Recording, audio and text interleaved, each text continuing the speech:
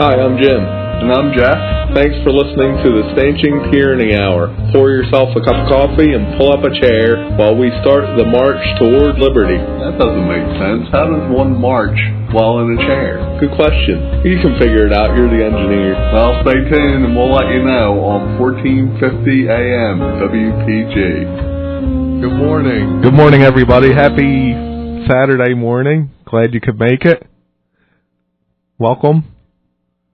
We're Jim and Jeff Stanch. We're from Runnymede Plumbing, Heating, Cooling, Electric, and we're here for an hour this morning to stop the march of tyranny, or at least stanch it, which is that's where our name comes from. Show is called that. Stanching, to stop the flow of.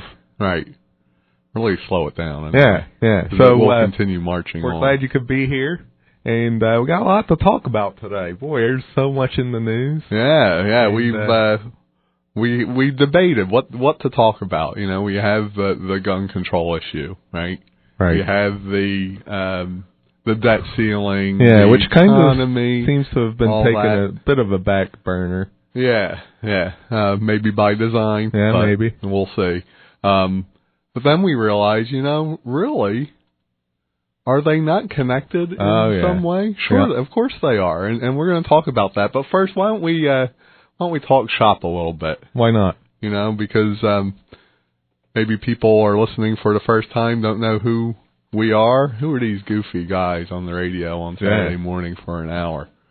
Now, we're here to talk about issues that we see in our government and to give a different viewpoint, I guess. A lot different than what you'll get during the week. A little bit about us is Jeff and I are South Jersey natives from Runnymede, New Jersey, born and raised. Where you have a small plumbing, heating, cooling, and electric family business. Founded by our grandfather way back in 1948. And one of the things we like to do with that business is help people save energy is a big one. Mm-hmm. So we do that through the plumbing, heating, cooling part of the business. Right. Things like the Home Performance with Energy Star program in New Jersey can really, you can get a lot of benefit from. So that is a great way you can save. Conserve energy. That's save really important. And then from the other angle is producing your own energy. We have the technology now where you can make energy in your home to do the things that you need to do to keep yourself comfortable and cooking and all that good stuff. And it can be done with solar energy. Solar has become popular in New Jersey for various reasons, one of which is, electricity is expensive. And it's going to be going up again soon. It's going to be going up. So with a solar energy system, you can basically put yourself on a 20-year budget, if you can imagine that, a 20-year budget for your electricity where your budget payment stays the same for 20 years, and we know that electricity rates aren't going to stay the same for 20 years. That's for sure. They've gone up 20% over the last 3 years alone. They're anticipated to go up again. And not only are you able to do that, but you're also able to get an income from the system on the solar renewable energy credits. Right. So it's a great way to go, and a great way. Solar really is the only way you can lower your electric bill and get control. It's the only way to freedom, and that's pretty much what got us here. I mean, we met Harry Hurley years ago. I think probably everybody knows Harry, and we've been advertising with him for years now. And Harry really helped us start to, I guess, pay closer attention to what's going on around us in the world of politics and issues, current events, and so we started getting more involved. And what we've come to realize is, as a nation, we need to protect our liberty and our freedom, and it kind of ties in with what we do for a living, because we help people gain their freedom by producing their own energy and getting off of the dependency of others to provide us with energy and services and stuff like that. Yeah, so and independent living, which we'll be getting into a lot in future episodes of Stanching Tyranny. But we would like to ask everybody to go to Facebook if you're on Everybody's Facebook. on Facebook, right? Yeah. I mean, who's not on Facebook? Search WPG1450 and like their fan page, and you stay up to date as to what's coming up on the station here. Links to the online stream, which you can listen if you're not in the listening area, or if you're out of town, you can still listen to us on Saturday mornings from anywhere. Isn't that great? And of course, while you're on Facebook, be sure to do a search for Stanching Tyranny and like our Facebook page, where we put on when we're going to be broadcasting. If there's any special events that we're doing, we post them on there, as well as, of course, snarky memes. Right. Which are always fun. And of course, while you're there, look up Noggin House, NOGGINHAUS. Become a fan if you would, please, and look up Runnymede. Yeah. RUNNEMEDE. Runnymede Plumbing, Heating, Cooling, and Electric. And we'd love to have you. We'd love to have you. Come into our little community there. And again, solar is a great way to get started to the path of independence, because the less Federal Reserve notes you can send to the electric company, the better. Yeah. Boy, and what Federal Reserve notes? Let's talk about that. Well, first. So wait. Let me hold. All right, go ahead. So, has everybody heard about this $1 trillion coin? Oh, that's a great idea. Has everybody heard about the $1 trillion coin? Yeah, I'm sure. So they got this idea I've ever heard. where they're going to make a coin, $1 trillion coin, out of platinum. They're going to make a couple of them and then deposit them with the Federal Reserve to increase in a roundabout way, the amount of money that can be borrowed, and then of course that means that then they can spend more money. Right. So it's as ludicrous as the Federal Reserve printing the words $1 on a piece of paper. Well, it is, or $10 or whatever the heck it is. Now here's the thing. See, this is what really cracks me up, and I asked this question to someone who purports to be a lot smarter than me, and that is, if they can just make $1 trillion coin, and or all they have to do is raise the debt ceiling to pay our bills, why do we have to pay taxes? Oh, well, that's just silly. It's not silly. It's not silly. It's a good question.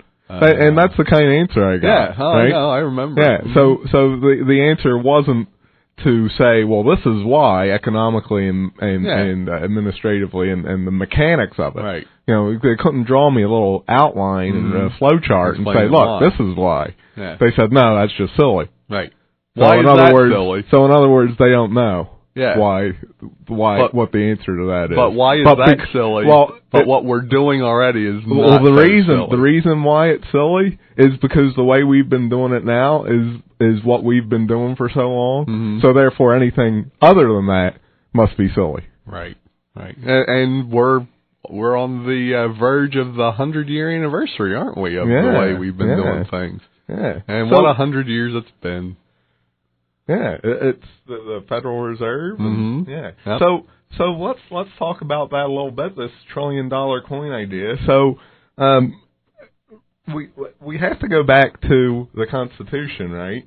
And Congress was given the power to what? Coin money. Coin money. Yeah, that's right. And really, money is only what two people agree that money is. Yeah, sure. Money can be anything, really. I mean, it's what two people agree to the value of something that they exchange one for the other, and you have money. Yeah. So the question is, if the U.S. government, the Treasury, can mint a coin and declare its value, then why would we ever have a Federal Reserve, and why would we ever have to pay taxes? That's the question. All right? Now, listeners, we have to understand something, and that is the Federal Reserve has been an ongoing battle for centuries. And The Bank of England was the first Federal Reserve back in the 1600s. But before that, did you ever hear of tally sticks? Yeah, tally sticks. Yeah. So back in the day, you know who established the value of money? The king. Right. Well, remember, it was the king's money. See? So the king would spend his money into the economy. Right? That would stimulate the economy. Would stimulate, yeah. So the king would take, because the king was, you know, the richest dude. Right. And it would also set the value of money. Definitely. Yeah. So, all right. So, what the king would do is he would spend money into the economy. Now, people being what they are, lie and cheat and steal, unfortunately. We're human. So, what people would do is they would try to counterfeit and all those things. Things that we still do today. Yeah. And the king didn't like that. Why? Because it made his money that he has less valuable. So that he came up with, and I don't know which king it was, but one of the kings came up with the idea of a tally stick. So the tally stick is really neat, and there's tally sticks in museums. Yeah, they stole. Yeah, but literally, you paid for things with a stick. Right. Now, how did it work? They broke pieces off. Yeah. So think of it this way. Think you took a nice long 4x8, something bigger. It had to be a certain kind of wood, right? Isn't that true? I don't remember. I think it did. It might have had to be a certain kind of like hemlock or some darn thing. But anyway, they would take this board, and the king himself would cut notches into the board at certain intervals. The king would? That's what they said on the thing. I don't know about that. You sure that he didn't have the court jester do it? He probably had the master notcher maker do it. Right. So anyway, he would cut notches into this piece of wood, and then cut slices. They would slice it crossways. Right. Right? So that now you have this 4x8 piece of wood, and now you have, let's say, 1,000 pieces of slim wood. Right. All of which the notches all, of course, match with the other notches. The king would keep one tally stick. That was the proof, the proof. Mm-hmm. Right? That's why they call proof coins. Right. He would keep the proof, and he would spend, quote unquote, the remaining tally sticks out into the economy. That's clever. I like that. That's neat. So that they couldn't, therefore, the stick had to match the proof. If it didn't match the proof, it was fake. Is that why they made the castle so big for on tally sticks? Maybe. You had to so put them somewhere. So that was, obviously, there you go, right? The government, that being the king, made money out of something seemingly worthless, that is, a piece of wood. Interesting. Yeah. Interesting. Why don't we just go back to tally sticks and That'd call it a day? That'd be kind of cool. Imagine putting them in your wallet. Yeah. Hey, maybe Carl has a tally stick. Hey, Carl, you have any tally sticks? No, but I was thinking maybe we should make 16 of them Obama coins. Yeah. We could, right. Send them right to China, and we'd be balanced budget. Sure. China would be so happy. They'd be so happy with that. Right. They'd say, thanks. That wouldn't start World War III, Carl. We thought you'd never pay that back, but silly us.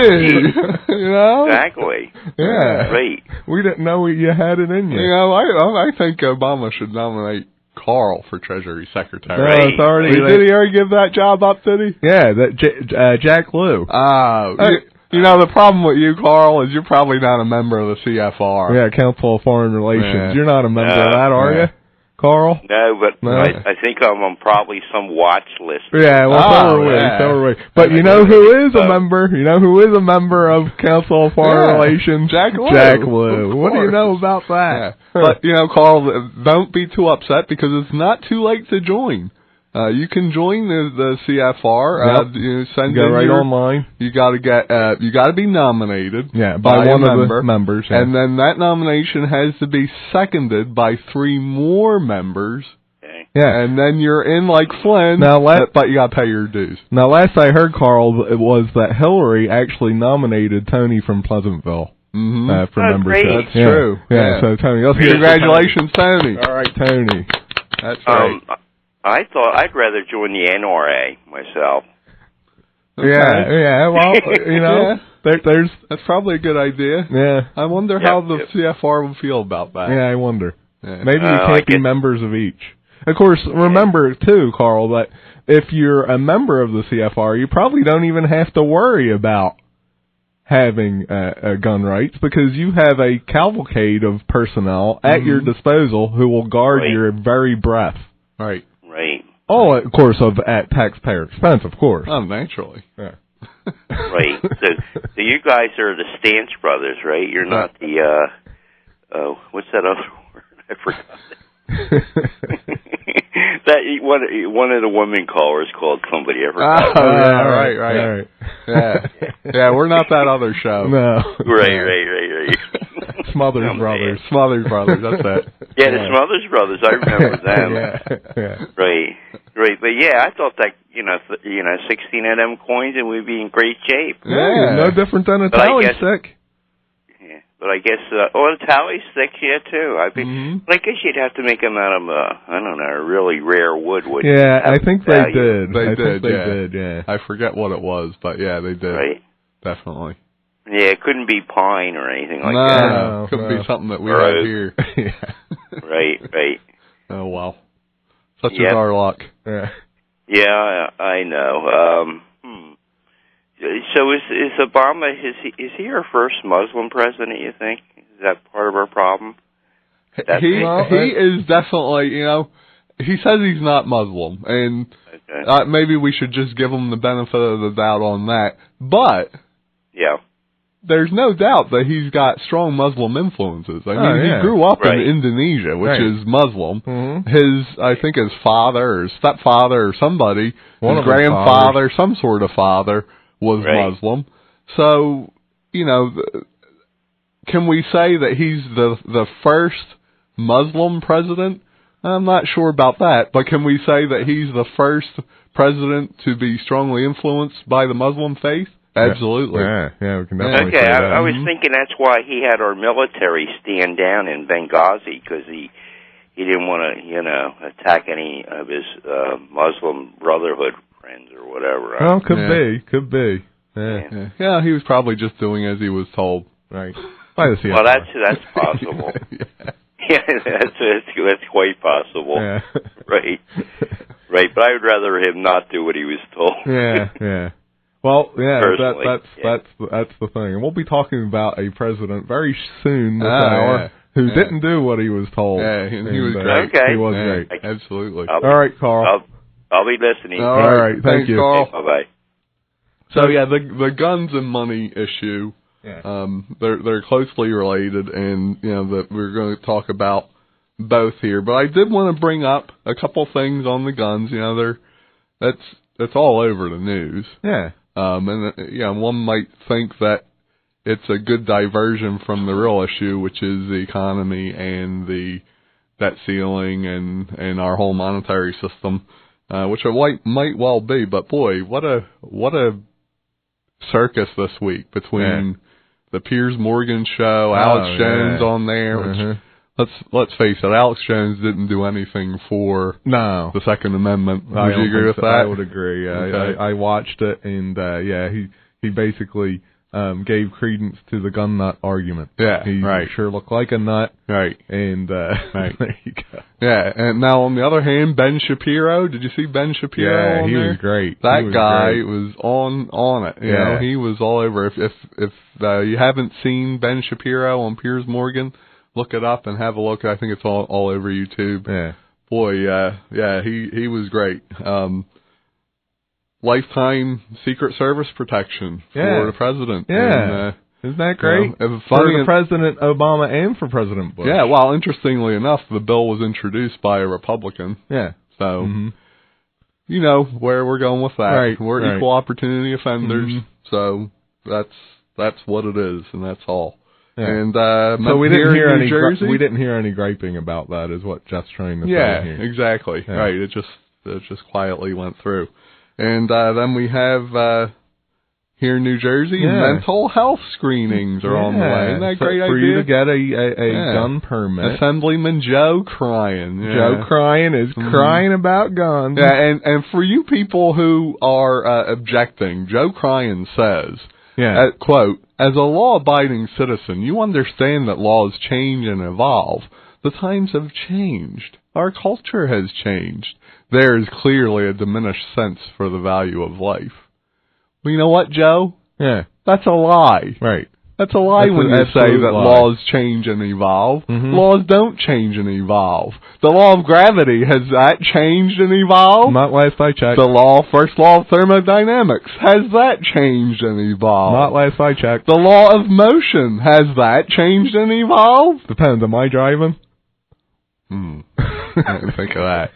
Well, you get my point. Yeah. That's baloney. Yeah. You know, and that's typical progressive wait. stance. I can think of a recent Stanching Tyranny Hour of which we talked about what? Oh, I don't know. Incrementalism. Right? Yeah. Where that's how these politicians do things. Yep. Right? They tell you that you're supposed to evolve, quote unquote. Yeah. Heck, the whole theory of evolution. Yeah. It's not a law of evolution. It's a theory. Yeah, maybe that's why they teach that to our kids. So that when Joe Cryan stands up in front of them and when they're young adults and are of voting age and says, well, we must evolve because society evolves. Hey, Joe Cryan, go crawl back in the hole you came out of, would you? And leave us alone. Let us have our freedom, you creep. That's right. So Joe Cryan wants these mental health screenings as if the whole reason this shooting up in Connecticut happened was because the kooky guy went into a Dick's Sporting Goods and bought all these guns. AR-15 and a bunch of bullets. Joe, hey Joe, do you read the news at all, Joe? Do you know what happened? Or do you take advantage of political posturing? I don't like your tone. Yeah. So to imply that Joe would do such a thing as to posture on this tragedy. If it saves just one life. Give me a break. What a creep. Right. The guy stole the guns. He stole from his mother. Right.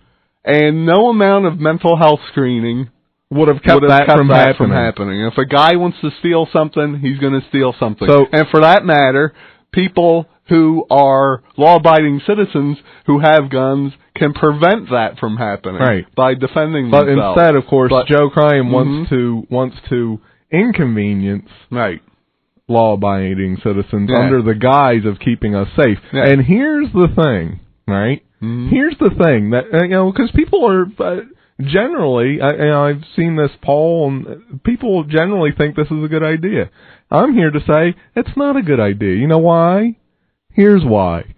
How many listeners out there have kids that have been diagnosed with ADHD or this D and that D or whatever diagnosis and all this and all that? Guess what? Yeah, they won't be ever able to buy guns. They won't even have the opportunity to take the test. Right. Because they already have this diagnosis. And here's the real news flash. Virtually anything can be found in the DSM as a mental disorder. Exactly. And that's perfect. So that falls right into their plan. Yeah, exactly what it does. Yeah. So be careful, listeners, of allowing these pointy-headed ideas to become reality. Yeah, these ideas aren't to protect you, like they say. No, they're not. They're to restrict your freedoms and protect them. Remember, because they know what's happening. The government and politicians don't care about you. Right. They care about power. They care about money. Right. And that's all. That's it in a nutshell. And if I offended any politicians out there, too sorry. Bad. Yeah, that's just the way I see it. Yeah. And as far as I'm concerned, it's true. Yeah, and I'd like to just say one more thing to good old Joe Cryan, is that the Second Amendment is not about hunting. No. Go and read it, okay? And while you're at it, read the comments from the people who wrote it, and then you'll see that the Second Amendment is about protecting our liberty and protecting us, the people, from tyrants like you. Yeah. All right. Yeah. So that's enough of that. That's the gun. That's the gun issue in a nutshell. We covered that. So yeah, we killed that one. We beat that horse, did we? Yeah, it's dead. So let's transition into the money issue. Yeah, because really they're tied together. Yeah, they're tied together because remember, a centrally controlled bank is not in the best interests of the people. Right. All right, and therefore, who would best benefit from the disarming of the people? The centrally owned bank, right, and the politicians. Well, yeah, right? All right, complicit. Hitler, Stalin, Mao come to anybody's mind, right? First things that they did, disarm the people. Okay, we're going to allow that to happen here, people in America. Yeah. Are we really that naive? Piers Morgan, I know we said we were done, but Piers Morgan the other night actually called Ben Shapiro names for inferring that we should be able to defend ourselves against our governments. Yeah. Oh, do you believe? That's absurd. That's absurd to think that our government would ever turn on the people. Do you think, Piers, that the Germans felt that way? Do you think that the Chinese felt that way before Mao? Do you think that the Italians felt that way? The Russians, any of them. No. Do you think they were sitting around saying... It couldn't happen here. That's exactly what they said, you knucklehead. Read a book. Sheesh. All right, but anyway, getting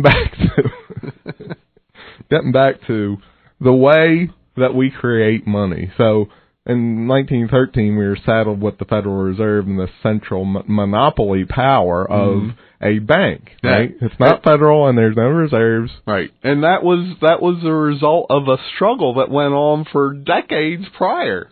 Yeah. And finally, they got their way. Right. But... yeah, not without a struggle. Yeah, and really it all boils down to the European elite, particularly in England. But back when the colonies were founded, we didn't have any money. No. You know what they did? They devised us. No, they didn't use tally sticks. They used what they called colonial scrip. Oh, I like that. Neat name, scrip. I have a scrip. No T at the end. Yeah, no, just T. Scrip. Colonial scrip. All right. So they created this colonial scrip, and it was issued in proportion to the demands of trade and industry, so that products would flow easily from producers to consumers. And who issued it? The colonies, right?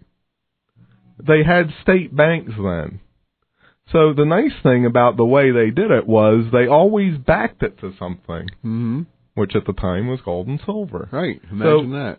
So the colonial scrip was used to facilitate trade, right? So you didn't have to haul around big pieces of stuff to buy something. Right. And the amount of scrip in circulation was tied to the amount of the asset that backed it, right? Is that right? That's my understanding of it. So a state would have a finite amount of gold and silver, that being the asset, right, and would print the scrip. Yeah.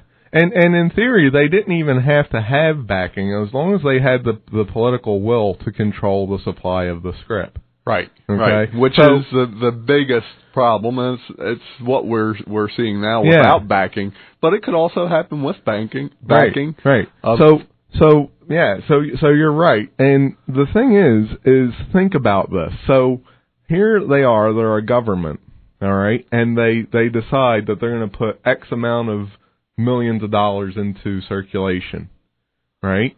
And that's gone into the economy. All right. Now, there was no income tax then, right? We realized that. There was no income tax. There was no Social Security. There was none of that. Right. Your money was your money.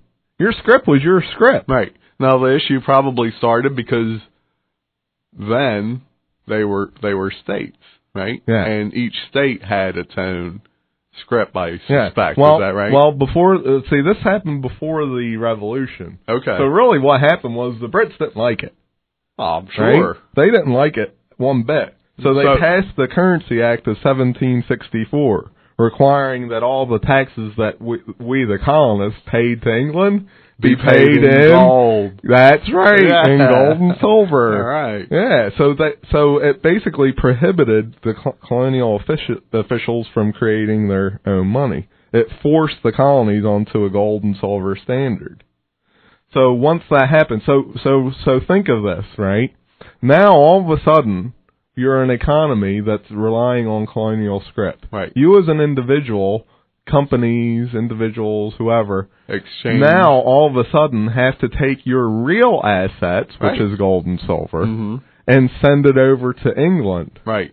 Now, right? so what does that do to the value of the scrip that's in circulation? Because now the asset that's backing the scrip is gone. It's right. overseas. You'll never see it again. Right. So what happens is that's effectively a shrinking of the backing, which can then cause an inflation of the fiat fake scrip. Right. Right. Which causes prices to rise. Exactly. As a matter of fact, so when this happened, a depression set in, unemployment, because the assets were literally leaving the country. Yeah. Our assets were being sent to England. You couldn't pay your taxes in scrip. You had to pay it in gold. Yeah. So actually, it was in Ben Franklin's autobiography, he said that this was the prime reason for the Revolutionary War. Makes sense to me. Yeah. Yeah. Yeah, we like to say taxation without representation. It was taxation. Yeah. Period. End of sentence. Right. Yeah. Right. So, the payment of taxes to England depleted the real asset holders of their real assets. Really, it's brilliant if you think about it. And it's happened so many times since in history, and we just need to wake up to it. It's happening now. I mean, listeners, if you watch the price of gold and silver, it's been floundering. I think gold and silver are cheap right now. It's being manipulated, and how they do it is with these paper tradable paper document things, ETFs, stuff like that. Right. If you own those and not the physical, you don't own anything. Right. And this really underscores it. Yeah. I mean, it's the exact same thing. So back then, here we are, right? The English are basically taking our gold. And I should preface that by saying the English monetary system, the bankers are taking our money. And things get bad here in the U.S., right? Inflation's out of control, but we're at the same time in a depression. And that triggers the Revolutionary War, of which was financed by the European money powers on both sides. Right, right. Yeah, this is when they funded. Correct me if I'm wrong. It could be wrong. But is this when they funded Spain to go to Mexico and basically line up? I think that was later on. Okay, yeah, that was later on. But I forget which country it was. But one of the, and we can really go really down a rabbit hole. But one of the Rothschilds, I forget which country. See, the Rothschilds was a family of the moneyed elite over in Europe. There were a bunch of them in different countries, and they controlled the banking systems. And I don't remember which one it was that financed the various sides of the Revolutionary War, but it was financed by the money powers in the Revolutionary War, so that win or lose, they didn't really care. They didn't give one rat's patoot. Why? Because they're going to get paid. Both sides. They finance both sides. Just like the Goldman Sachs of today finance both sides of the political campaign. They're doing the same thing. Yeah. So what happened is that the Revolutionary War really put the U.S. into some serious debt. Right. Right. So now we owe money to whichever bank it was. I don't remember, one of the countries, and things got desperate, and so they came along and decided, to solve the problem, we needed to establish a central bank, and that's when the first central bank came along. That was the First Bank of the United States? The First Bank of North America. First Bank of North America, okay. Yeah. And now, that was in 1781. It only lasted till 1785 because, I don't know, I maintain that Americans were a lot smarter then. Yeah. They saw through what was going on. They didn't participate, right? Right. Basically. And, the first Bank of North America was modeled off of the Bank of England, which was a centralized banking company, became the quote-unquote Federal Reserve like we have now. Right. They issued the money to the government, and then the government spent it. Yeah, the problem was that when it got to the people had no faith in that money. Right. They didn't believe that it had any value, so they continued to use what they valued. Yeah, but that system is what we're living through now. Right. And it's come and gone over the years. Oh, yeah. But so let's take a step back and really just explain, if we can, in real basic terms, how money's created. Okay. Would you like to do that, or would you like me to explain? Well, it starts with a loan. Yeah. Basically, so I'm the government, and Jeff is the federal bank. The federal bank. Federal Reserve, central bank. We'll call it central bank. And in our case, Scott it's the is Federal the people. Reserve Bank. Scott's the people. Congratulations, Scott. So Jeff, he's the bank. Right. And he says, government, Jim, yeah, I realize you need money. And I got lots of it right here. So let me do this. Let's make a Federal Reserve central bank. And Jeff says, I'm going to take X amount of dollars of my own money and buy 20% of the shares. But you have to foot up the rest. Right? So this bank is created. Jeff puts in his 20%. Let's say it's $20 million. Right. Right? Now, the Federal Reserve Bank has assets of $20 million. But then, part of the deal is two things. Number one, Jeff makes me, the government, promise that I will tax Scott. Right. So that Jeff can get his interest. Right. Well, wait. Furthermore, I will make you a loan. Yeah. Of my $20 million. Yeah. Right. Now, actually, I'll loan you $100 million. Right. But in return, you're going to have to pay me interest. Yes. And I want to guarantee that I'm going to be paid. Right.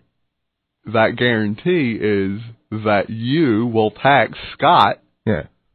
And collect money from Scott. And give it to you. And give it to me. Correct. Yeah. Yeah. So that's called fractional reserve lending. And just to take an example, when you borrow money from a bank, they don't have it sitting there waiting for you, right? And it's true upon the establishment of these central banks. It's the same thing. So you go in and you borrow $100,000. They don't have $100,000 sitting there. All they have to have is like $10,000. Right. Right. To back up that $100,000 loan. It's created out of thin air. And banks are allowed to do that. It's part of their whole charter. And this charter goes all the way back to the establishment of a central bank. All right. So Jeff paid in his $20 million to get the bank going, and the government promises to pay in the remaining 80%. Right. So what does Jeff do? He I loan you that so you can pay for that 80%. That's exactly what you do. And what do? You call your buddies, right? And you loan them the money, right? Because you just created the remaining 80% out of thin air. Right. You loan it to your buddies, and then they buy. And next thing is, you and your buddies control what? Everything. The whole economy. The whole economy. Yeah. Right. We're in the wrong business. Yeah. Yeah, we are. Yeah. Yeah. So poor Scott. Right? He's working harder and harder year after year after year to pay these taxes. So not only that, but as a result of my efforts, me being the bank, and I'm just increasing the money in circulation just out of thin air, right? Because I'm able to make these loans. Right. And so what happens is the value of Scott's money goes down. Right. But in the meantime, taxes go up. Right. Right? Because, let's face it, the more money Scott makes, even though that money buys less, the higher his taxes are, right? Does that make sense? That's correct. So here's a question. How does the government keep Scott happy? How does so now we have three people. We have to inject another Well, I'm the government, so how do I keep Scott happy? You find some other schlub, and you take his money and give some of it back to Scott so that he thinks he's getting something for nothing. Right. Yeah. And also, I continue to borrow more money from who? From you, right, the Federal Reserve. Right. I don't have a problem with that because I don't have it anyway, but I can draw a zero easy enough. Yeah, so here Jeff is, right? He put in $20 million. He's got an asset worth $100 million that he's being paid interest on the $100 million. Right. And now I'm going back to Jeff saying, yeah, can we borrow another $10 million? I say, of course he's going to say, yeah. You're darn right? tootin'. This is the debt ceiling, people. Right. This is what we're talking about. Would Jeff ever say no? No. Would the politicians ever not ask for more money? Well, of course not. There's no end to it. Right. There's no debt ceiling. I mean, there's no reason to stop because there's no asset. Yeah. And that's the dangerous part of the situation that we're in. Right. The whole thing eventually, because there's no asset, is going to collapse. Yeah. And what we'll have cries for getting back to a gold standard, which is great as long as there is no central bank. And no fractional reserve lending. Right. They're the two things. That's the crux of the issue there. Yeah. They're the two things we gotta be careful about. But let's take a quick little break here and make you guys listen to our let's listen to George Carlin. That's a great one. You can listen to him and a couple other things. We're going to wet our whistle real quick and we'll be right back. You're listening to the Stanching Tyranny Hour with Jim and Jeff Stanch on WPG 1450 AM.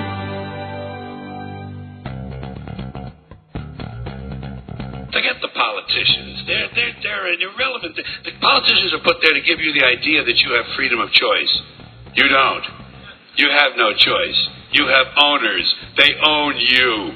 They own everything. They own all the important land. They own and control the corporations. They've long since bought and paid for the Senate, the Congress, the state houses, the city halls. They got the judges in their back pockets, and they own all the big media news, all the big media companies. So they control just about all of the news and information you get to hear. Even if you don't have solar on your home, you can be green and earn some green. With the Noggin House Refer a Friend program, you and your friend can earn $200 each every time you refer a friend to SunPower Solar. It's easy to do, too. Just go to refersunpower.com/Noggin House and enter your name and email address. Then, follow the easy steps to refer your friend through email, Facebook, or Twitter. And then when your friend buys or leases a SunPower system, you each get $200. So you don't even have to have solar to enjoy the benefits. The SunPower Refer a Friend program. Go to refersunpower.com/Noggin House, enter your name and email address, and refer your friends to Noggin House. Do it today. You're listening to the Stanching Tyranny Hour with Jim and Jeff Stanch on WPG 1450 AM. Welcome back, everybody. So we're talking about a monetary system and really this whole debate over guns and money. And they're related. Don't believe that they're not. Yeah, Don't believe that they're not. The government's getting ready for something, right? And we believe it has to do with the monetary system. But one of the most fierce opponents in American history of the centralized bank and a foreign Federal Reserve controlled by bankers was Andrew Jackson. Yeah, what a guy. Andrew Jackson, I did... it's probably like the first book report I ever did as a kid was on Andrew Jackson. Is that right? Yeah, in like 5th grade or something like that. Yeah. And do you know what I remember about him? What? Is, he was asked on his deathbed what his proudest accomplishment was. Right. And he said that it was the fact that he killed the banks. Yeah. Now, they tried to kill him. Oh, yeah. He was ornery. Oh, He didn't take nothing. He didn't take nothing they from tried nobody. they tried to shoot him, and the guy's gun misfired, and so Andrew Jackson... Two guns, that's right. Yeah. And so what did Andrew Jackson do? Beat him with his cane. Yeah, he beat him with his cane. Isn't that great? He chased the guy and beat him with his cane. Yeah. Now the funny thing is the guy that did that actually he got I guess dismissed for reasons of insanity or whatever. Okay. And he actually bragged that he was hired by foreign interest to attempt to kill Andrew Jackson. He bragged about that. Right. Yeah. Right. So it definitely happens. And so Andrew Jackson, the way it all came about, he ran for president under the premise of fighting the banks. Right. It was important to him. So, we talked already about the first bank of North America. Mm-hmm. Which was a failure. Yeah, failure. Then came the first bank of the U.S. Now these banks had very short charters, which was a good thing. They did. I think they only had, Then that one came and went. Then the second bank of the U.S. came about in 1816. And all these, again, were all done the same way, all through using the model of the Bank of England. Mm-hmm. Again, controlled by the European moneyed interest. Yeah, and backed by gold, right? Well, we're still backed by gold, and that's important to understand. Yeah, but I just want to say the gold backing is critical. Yeah. However, gold backing combined with central banking doesn't work. Evil. Yeah. Doesn't work. No. Before we get too much into it, we have that proud CFR applicant, future member, Tony. Hi, Tony. Hi, congratulations. Congratulations. Well, who's the president of CFR? Hillary? Because I understand that stands for a concussion full recovery. Well, you would know. From what I understand, she's the one that nominated you, Tony, for reasons unbeknownst to us. By the way, has anybody seen our esteemed senator lately? Grandpa Stroman, better known as Frank Lautenberg. Has anybody seen him? No, I haven't seen him. What's he lived over at the convalescent home or maybe? What? I know he's a big gun control guy. Yeah. He wants to see us all, bending at the knee of government. Well, seeing how he's 90 years old or 91, maybe he could get a job as a talk show host on another station. That would be great. That's the average age for their hosts over there. That's true. That's true. Yeah. You know what I mean? But I got to tell you, Joe Biden, I have to disagree with all the critics, though. Joe Biden is the perfect guy to be heading up the task force on gun control because every time he goes to speak, he shoots his mouth off. That's true. He shoots his mouth off every time he talks. Really, if Joe Biden was president, wouldn't it just be fun? I mean, we have plenty of talk. He could have his own reality show. He could. Once a week, show him, filming him, walking around, with the big floppy clown shoes and the oversized jacket and the big tie. And, they can play that circus music in the background, every time he gets getting out of Air Force One like one of them clown cars where about 1,000 people just keep piling out of the plane, or something, falling down the runway or something, Right. Be great. It would be great. It would be great. Yeah, it's the Uncle Joe show. Well, you never know, Tony. Something happens but when he starts talking too long or something, or you see the big hook there they used to have in the vaudeville show, pull him off the stage or something, But I got some bad news for you, fellas. I just got a medical update on Hillary. She's scheduled to testify January 22nd, but... she's come down with another disease. It's called BAD. It's Benghazi Attention Disorder. She's had a complete memory loss, so she's got to make another full recovery. Yeah, that's in the DSM, and therefore I guess maybe she won't be able to buy a gun. Right. But of course it doesn't matter because she has a whole contingent of people. Got the bodyguards. Because, absolutely. Well, maybe she's getting another makeover or another hairdo or... She's got to take it easy on the facelifts, though, because I seen her the other day, and she went to laugh, and her left leg come up. She's got to take it easy on them facelifts, you know what I'm saying? All right, guys. All right, keep up the good work. All right, thank you, Tony. Left leg came up. Oh, man, that's funny. Oh, boy, Tony. So, Andrew Jackson, love that guy. Oh, yeah. So, he was elected in 1828. Mm-hmm. All right? Now, the bank's charter was good until 1836. Right. Right? So, the banks knew that he was determined to kill them, right? There was no love lost there. So, the first thing he did? No. First thing he did, he fired about 20% of the federal workforce. All right. What he did, he fired 20% of them. Yeah, and why did he do that? Because he knew that in order to eliminate the government's reliance on the central bank, he had to have what under control? Debt. Spending. Yeah, there could be no debt, right? Well, spending comes first, right? He had to eliminate the spending to have a budget that was reasonable and attainable, right? In the fashion that he saw fit.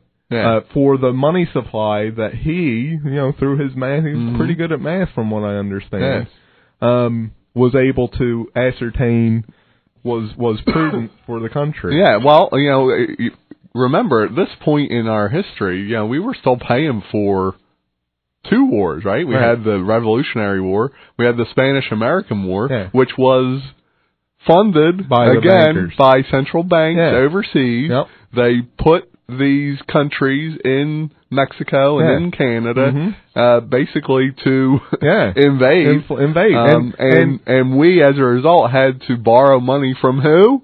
Those same central banks. And let's not fool ourselves and think that could never happen again, right? Because it sure as heck could. Yeah. So the Congress went ahead and tried, by pressure from the banks, went ahead and said, let's renew the charter. Let's renew the charter a little early. So Congress actually passed the renewal of the charter. It got to Andrew Jackson's desk, and what did he do? You know what he did. He vetoed it. Big old V. So he wrote a opinion when he vetoed it, and this here is a quote from that opinion. It's pretty long, but there's some really good tidbits. And if you want to read it, I encourage everybody to read it. Absolutely. It's really good. So go ahead. I want to hear He said, the old Bank of the United States possessed a capital of only $11 million, which was found fully sufficient to enable it with dispatch and safety to perform all the functions required of it by the government. So, by the way, P.S. $11 million was plenty of money to run the entire government. P.S. But didn't you love the way they talked back then? Yeah, isn't that cool? Yeah. And now we just talk awful. Yeah, all kinds of slangy. Right. But anyway, continuing. The capital of the present bank is $35 million. At least 24 more than experience has proved to be necessary to enable a bank to perform its public functions. Okay. The public debt which existed during the period of the old bank and on the establishment of the new has been nearly paid off, and our revenue will soon be reduced. In other words, that $11 million was soon going to be paid off. Right. And so they didn't need the extra 24. Right. So he continues. This increase of capital is therefore not for public, but for private purposes. And so he clearly saw that the bankers were trying to tempt the politicians with spending, and thereby further debt, thereby enslaving the U.S. citizens to their control. Yeah, and he recognized that. And it's obvious why he vetoed the charter. Yeah, but he goes on. Congress have established a mint to coin money and pass laws to regulate the value thereof. The money so coined, with its value so regulated, and such foreign coins as Congress may adopt, are the only currency known to the Constitution. But if they have other power to regulate the currency, it was conferred to be exercised by themselves and not be transferred to a corporation. So that's what we've done by establishing the federal bank. Right. We've essentially allowed Congress to throw the Constitution down the toilet. Well, basically to abdicate their responsibility to some corporation, in this case, a bank. Congress have parted with their power for a term of years during which the Constitution is a dead letter. Right.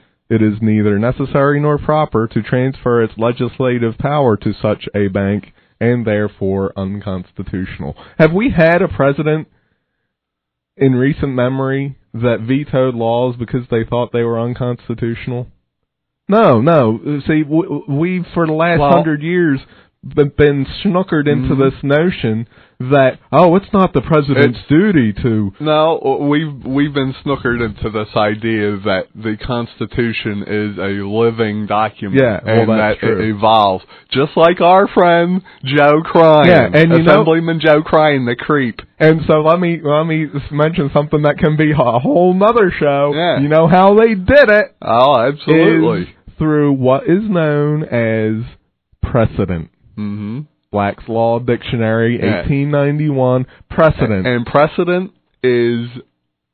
evil. It's evil. Yeah, there's no way around it. Yeah. It's evil. The whole idea. And, it's not the way... lawyers who are listening and cursing us because clearly we don't have a law degree, and therefore we can't therefore have an opinion regarding such baloney.